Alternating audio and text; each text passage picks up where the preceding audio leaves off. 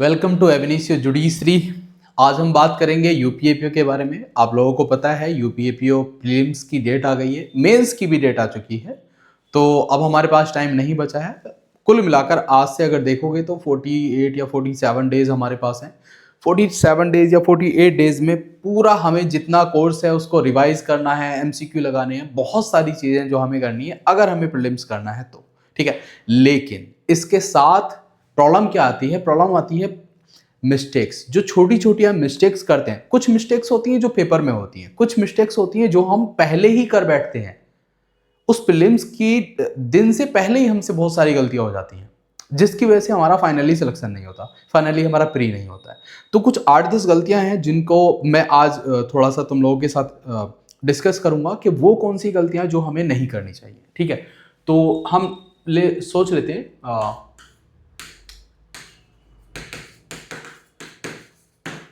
ठीक है, 10 मिस्टेक हम बात कर लेते हैं। ऐसी कौन सी 10 मिस्टेक्स हैं जो हर एक एस्पिरेंट एग्जाम से पहले करता है, प्रिपरेशन के टाइम पर करता है। ठीक है, तो कौन कौन सी है? सबसे पहली जो मिस्टेक है वो है हमारी सिलेबस को लाइटली लेना। ठीक है,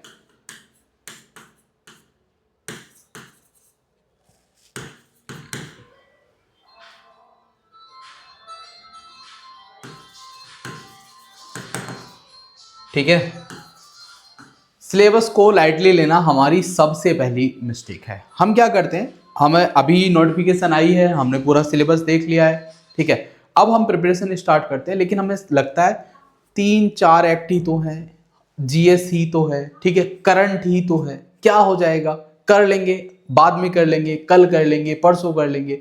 ये क्या है, हम सिलेबस को उतने गंभीरता से नहीं ले रहे जितना हमें लेना चाहिए था। यही हमारी सबसे पहली मिस्टेक होती है। दूसरी जब हमारी मिस्टेक की बात आती है तो वो आता है बेरक्ट को इग्नोर करना। ठीक है, तो दूसरा है हमारा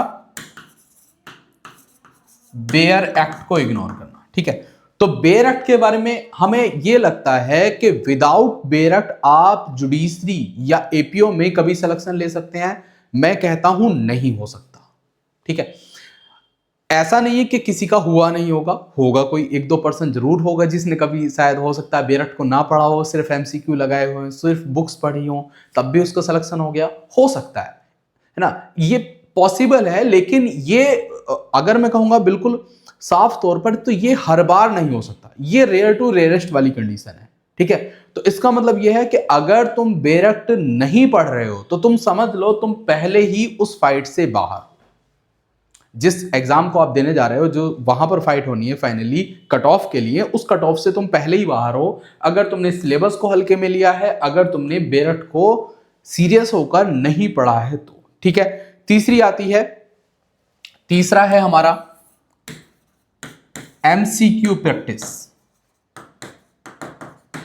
ठीक है, एमसीक्यू प्रैक्टिस इंपॉर्टेंट चीज है, सबसे इंपॉर्टेंट चीज है।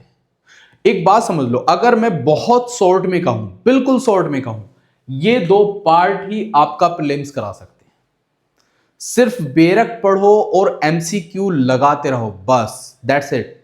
इतना कर लिया ना तुमने, अभी भी 48 दिन भी अगर तुमने इतना कर लिया कि पर डे बेरक पढ़ा, पर डे एमसीक्यू लगाया, तुम्हारा प्री होना बिल्कुल 100% है।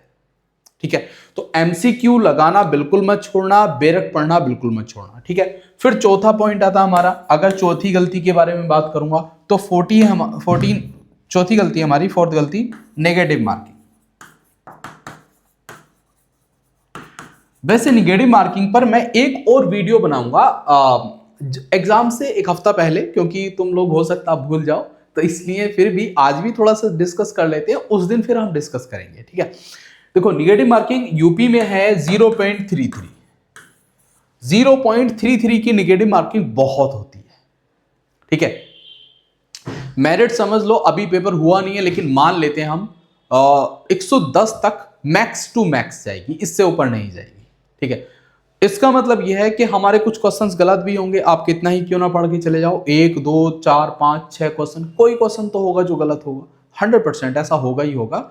ऐसा कभी नहीं हो सकता आप जितने क्वेश्चन लगा के आओगे सबके सब ठीक होंगे, कुछ कंफ्यूजन हो ही जाते हैं। एग्जाम प्रेशर जो होता है वो इस तरीके की गलतियां करा देता है, ये बहुत नॉर्मल है। ठीक है, तो वहां पर अगर 110 में तुम्हें वो कट ऑफ पर जाना है, मान लो 1 मिनट के लिए कि 110 की कट ऑफ पर जाना है, तो आपको ये करना पड़ेगा कि 120 क्वेश्चन से ऊपर ना चले जाओ। अगर तुम 120 से ऊपर गए तो ये नेगेटिव मार्किंग तुम्हारा नंबर नहीं आने देगी। तो नेगेटिव मार्किंग को बिल्कुल भी भूलना मत, ठीक है। मैं तो कहूंगा कि टेस्ट 3 जो भी तुम लगा रहे हो, जो भी टेस्ट पेपर लगा रहे हो, उसमें अपनी जब फाइनल अपना आउटपुट देखोगे ना, तो उसमें नेगेटिव मार्किंग इंक्लूड कर लेना। भाई 150 क्वेश्चन लगाए, तुम कह रहे हो मेरे 140 130 ठीक हो रहे हैं, अब लगाए कितने थे? 150 ही लगाए थे ना, तो 20 का भी तो कम करो, 7 नंबर भी तो कम करो, वो भी तो कम हो जाएंगे ऑटोमेटिकली। तो उस नेगेटिव मार्किंग को जरूर याद रखना है, ठीक है। पहली बात तो 150 में 130 तो होना बहुत मुश्किल काम है, ठीक है। कहीं ना कहीं कुछ ना कुछ गलतियां रह जाती हैं, करंट होता है, हिस्ट्री होती है, इतने डेप्थ में क्वेश्चन पूछ लिए जाते हैं, साइंस है, किसी का हिस्ट्री अच्छा तो किसी का साइंस अच्छा, ये सब चलता रहता है, ठीक है। 4 गलतियां ये हो गई। अगर हम 5वीं मिस्टेक की बात करेंगे तो हमारी 5वीं मिस्टेक होगी प्रीवियस ईयर क्वेश्चन पेपर ना लगाना।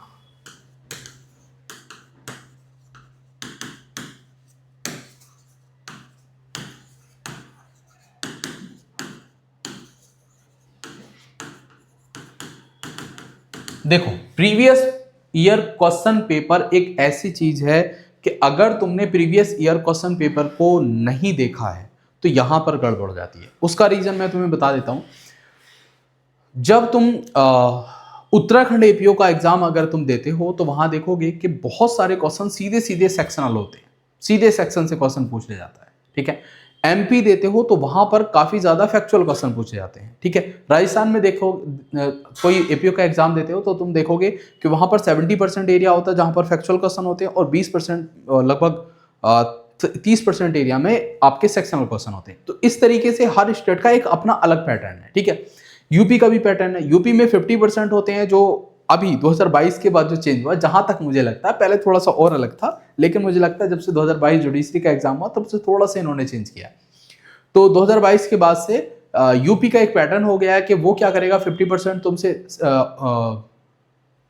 फैक्चुअल क्वेश्चन पूछेगा, उसमें लगभग 20 से 30% क्वेश्चन पूछेगा जो सेक्शनल होंगे, और लगभग 10 to 20% क्वेश्चन ऐसे होंगे जो आपको देंगे लिस्ट में, है ना, वो होते हैं ना मिलाने वाले, है ना, ऑप्शन 1 2 मिलाओ, ये सब सारणी वाले जो प्रश्न होते हैं वो पूछे जा रहे हैं आजकल, ठीक है। उसमें क्या होता है, उसमें हमारा टाइम बहुत कंज्यूम होता है, उसमें हमें सोचना पड़ता है। उसमें अच्छा भी होता है, वो बेनिफिशियल भी है कि हमें एक ऑप्शन भी याद होता है तब भी हमारा आंसर सही हो जाता है, लेकिन उसमें गलतियां यही होती हैं कि उसमें गलती होने के भी चांस ज्यादा है और उसमें टाइम बहुत ज्यादा लगता है, ठीक है। तो अगर प्रीवियस ईयर क्वेश्चन पेपर आप नहीं देख रहे हो तो ये भी एक गलती है आपके प्रीलिम्स को क्वालिफाई होने से रोकने की, ठीक है। तो ये गलती नहीं करनी है।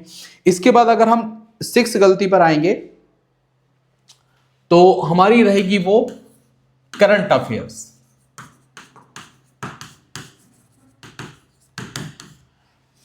क्योंकि अब तुम देखोगे तो जुडिशरी ने और एपीओ ने अपने एग्जाम पैटर्न का जो स्टैंडर्ड है वो पहले से काफी बढ़ा दिया है। पहले क्या होता था, बहुत ही नॉर्मल क्वेश्चन आते थे, सिंपली हमें याद भी रहते थे, हर बार लगभग एक जैसे क्वेश्चन आते थे। लेकिन अब क्या है, करंट से इतने ज्यादा क्वेश्चन पूछे जाते हैं कि अपने आप ही एग्जाम का स्टैंडर्ड बढ़ जाता है, ठीक है। तो करंट बहुत इंपॉर्टेंट है। बहुत सारे स्टूडेंट होते हैं जिनको करंट में इंटरेस्ट नहीं होता, जैसे कि मैं हूं, ठीक है। मैं भी बता दूं, मेरा जीएस में बिल्कुल इंटरेस्ट नहीं होता, लेकिन फिर भी मैं बता दूं ये मजबूरी है। अगर तुम्हें एग्जाम करना है, प्रीलिम्स करने हैं, मेंस करने हैं, तो भाई जीएस भी एक मेन रोल प्ले करेगा। उसका भी अपना एक पर्टिकुलर पेपर होगा, यहाँ कंबाइन होने वाला, कोई दिक्कत नहीं है, लेकिन फिर भी इसके बिना नहीं हो सकता। और मान लो जीएस के जो 50 क्वेश्चन आने वाले हैं उसमें से आज ही मान लो कि 20 क्वेश्चन अप्रोक्सीमेट करंट के होंगे। क्यों? क्योंकि वहां पर करंट से संबंधित साइंस के जो क्वेश्चन होंगे वो भी आएंगे, इंक्लूड हो जाएंगे, इकोनॉमिक्स के इंक्लूड हो जाएंगे, बाकी करंट भी रहेगा, और भी कुछ चीजें हैं जो करंट के तौर पर इंक्लूड हो जाती हैं। तो मान लो 20 क्वेश्चन कम से कम होंगे जो यूपीएपीओ के प्रीलिम्स के एग्जाम में देखने को मिलेंगे, जो सीधे सीधे करंट से कनेक्टेड होंगे, ठीक है। तो करंट हमारे लिए बहुत इंपॉर्टेंट चीज है, ठीक है। तो अगर तुम करंट की प्रिपरेशन नहीं कर रहे हो तो ये प्रॉब्लम है, ठीक है। इसके बाद है 7th हमारा ऑप्शन है रिवीजन। देखो, ये जितना भी हम पढ़ रहे हैं आपने जितना भी लॉ पढ़ा, आपने जितना जीएस पढ़ा, आपने जितना करंट करा, अगर आपने उसका रिवीजन नहीं किया है तो इसका मतलब वो बिल्कुल जीरो मान के चलो। उसमें मान लो अगर तुमने सिर्फ एक बार कोई भी सब्जेक्ट पढ़ा है ना, तो मान लो 90% चांसेस होंगे कि गलतियां होंगी। अब तुमने अगर उसको 10 बार पढ़ा है या 20 बार पढ़ा है तो इतने ही परसेंट चांसेस कम होते चले जाएंगे। 10 बार पढ़ा है तो 50-50 हो जाएगा। 15-20 बार पढ़ लिया है कोई सब्जेक्ट, इसका मतलब अब तुम्हारी गलती होने के चांसेस ऑटोमेटिकली 5-10% बचेंगे। ठीक है, हमारे सारे क्वेश्चन ठीक होते चले जाएंगे अपने आप। तो रिवीजन अपने आप में बहुत इंपॉर्टेंट चीज है, क्योंकि विदाउट रिवीजन आपका एग्जाम नहीं हो सकता। ठीक है, इसके बाद है एक और इंपॉर्टेंट पॉइंट आता है, ये बहुत इंपॉर्टेंट है, रैंडम रिसोर्सेज। देखो रैंडम रिसोर्सेज का मतलब क्या है, आप मार्केट में जाओगे, एक बुक उठाओगे कोई भी, आपको दिखेगा अरे यूपी एपीओ स्पेशल, उठा लाओगे, पढ़ोगे, पता चलेगा उससे कुछ नहीं मिला। अभी आप यूट्यूब खोलोगे, वहां देखोगे अच्छा ये भी कुछ पढ़ा रहे हैं यूपी एपीओ के लिए, चलो इनका भी पढ़ लेते हैं। दूसरे कोई सर पढ़ा रहे हैं उनका, मैं किसी टीचर को ये नहीं कह रहा कि वो अच्छा नहीं पढ़ाएगा, मैं कह रहा हूं अगर प्रॉब्लम है ये, मेरा एक पैटर्न है पढ़ाने का, किसी और फैकल्टी का एक अलग पैटर्न है पढ़ाने का, किसी और फैकल्टी का एक अलग पैटर्न है पढ़ाने का। ठीक है, फैक्ट को समझाने का, बताने का, याद रखने के अलग अलग पैटर्न है। तुम क्या करोगे, अगर तुम ऐसे ही रैंडम सबके वीडियो लेक्चर देखोगे तो प्रॉब्लम हो जाएगी। हो सकता है 2-3 लोग सही भी हों, 1-2 पर्सन उनमें से गलत इंफॉर्मेशन भी दे दे, यहां पर तुम्हारी सबसे ज्यादा गड़बड़ होगी। तो ऑथेंटिक व्यक्ति होना चाहिए जिसके साथ तुम्हें लगे कि ये व्यक्ति हमें सही जानकारी दे रहा है और इस जानकारी का हमारे एग्जाम में एक यूज है। अगर आप ये देखते हैं तो इसका मतलब जो आपका जो इंफॉर्मेशन होगी वो बड़ी परफेक्ट होगी और गलती होने के चांसेस कम हो जाएंगे।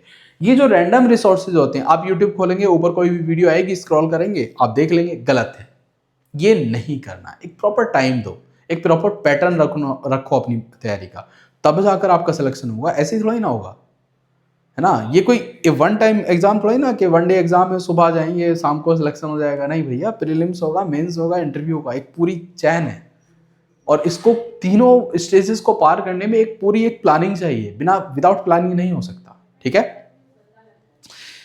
इसके बाद हमारा है रिवीजन, हमारा हो गया 7-8 पॉइंट हो गए हैं। एक हमारा पॉइंट आता है एग्जाम को लेकर लाइटली लेना, और